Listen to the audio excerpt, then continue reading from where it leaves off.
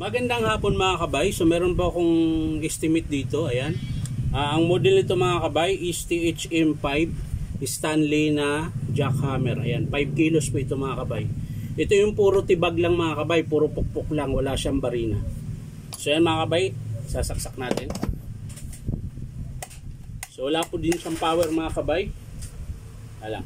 Galawin natin. Baka matulad to nung kahapon. Wala talaga mga kabay. Kahit anong galaw ko. So wala talaga siyang power. So titingnan natin mga kabay kung anong dahilan. So tara mga kabay, samahan nyo po ako. So ayan mga kabay, nabuksan ko na. So una nating ititest mga kabay yung mismong cord. Ayan. Kung meron ba siyang power mga kabay.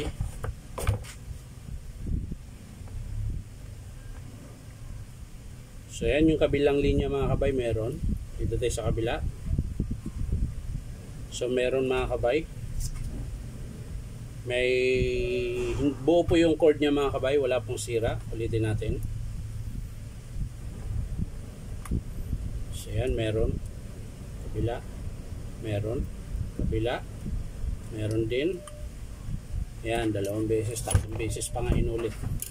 So isara natin yan mga kabay, wala siyang problema. Yung switch pala. Para isahan na lang. Yung switch. So yan mga kabay, meron. So buo yung switch mga kabay. Takpan natin ulit yan.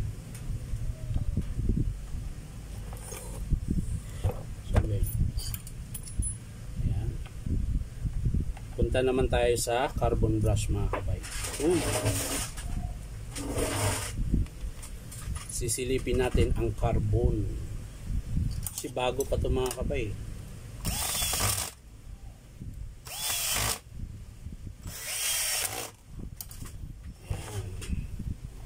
So dito tayo sa carbon.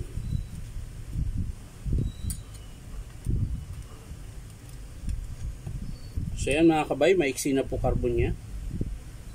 Yan. So yung kabila mga kabay. Tingnan din natin. So yan, maiksi din mga kabay. So hanap muna tayo mga kabay ng carbon na gamit na mahaba para i-testing natin bago natin palitan ng bagong carbon. So ito mga kabay, may nahanap po ako. So i-testing natin ngayon mga kabay. I-testing natin kung carbon lang talaga.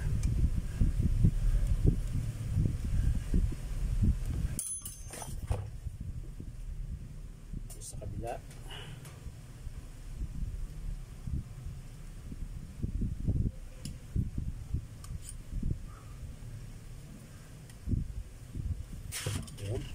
So yan, testing na po natin mga kabay.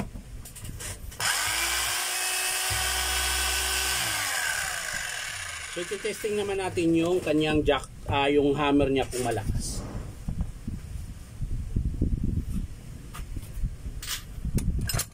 So yan, ito po yung bala niya mga kabay.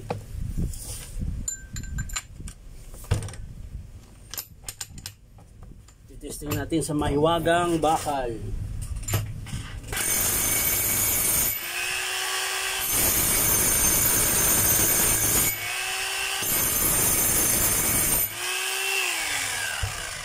So okay pa naman mga kabay. Malakas pa rin naman. So ang papalitan lang natin yung carbon brush. So kukuha tayo sa baba mga kabay ng carbon. So ito mga kabay. Ito po yung bagong carbon niya. Ayan, mahaba. So papalit natin mga kabay.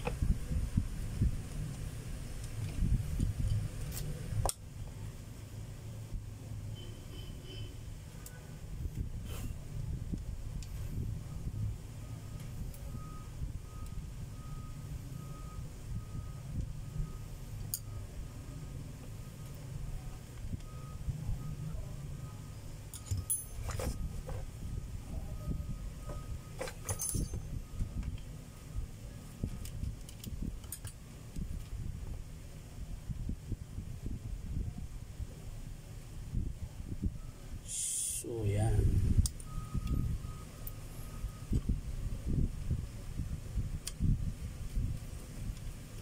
Yun. So ayos na mga kabay. Testing natin ulit.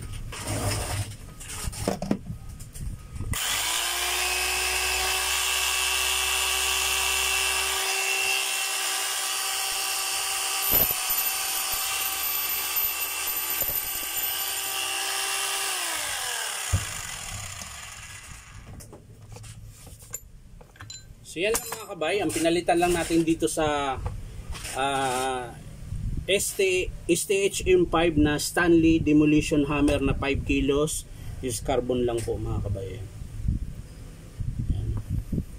So may mga may-ari nito mga kabay, kapag huminto yung unit nyo, una nyo i-check ito, habang nakasaksak mga kabay, gagalaw-galawin nyo po ito. Pero dito hawak nyo mga kabay kasi baka mamaya dito yung putol maputukan kayo. Gaganon-ganonin nyo lang po yung cord.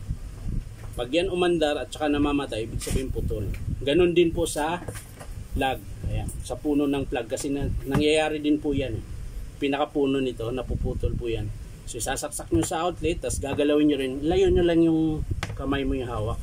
Tapos ang gagawin nyo mga kabay, ganon din, ikot-ikot nyo. Ngayon pag di pa rin, check nyo na yung carbon.